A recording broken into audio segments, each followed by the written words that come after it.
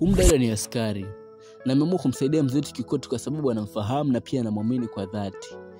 Sasa hapa amemwambia aweze kueleza kila kitu kilichotokea kati yake yeye na msichana wetu Neli, ambaye tunamfahamu kama mchawi wetu anayemsumbua mzee Kikoti kila kule huku.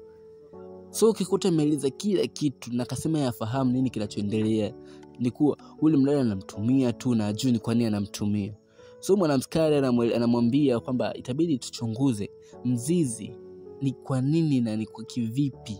Leo lipo na ujumbe huu. Hii ndio series yetu mwisho katika channel yangu ya Rich Konka. So nitazidi kuwapandishia movie zingine, ila itakuwa tamati kwenye episode ya 7.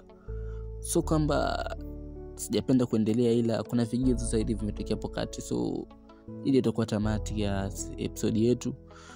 Usisahau kusubscribe, make sure na subscribe so that tunapata movie mpya atakazokuletea mimi wa Rich Konka.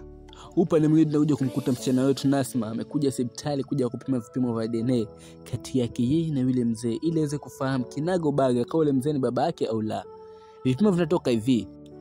Yule mzee yule kuja naye jana usiku, kwa mujibu wa vipimo vya DNA inaonyesha dhahiri kwamba yule mzee ni baba yako mzazi. Baba yangu? Msichana ameshukua na butoa leo ise.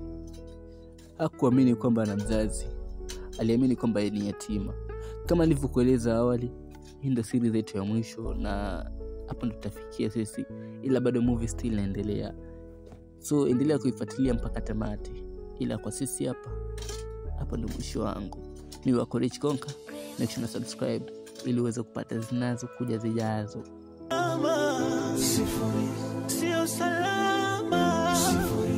Bora lawama. Sifuri mama. Mama.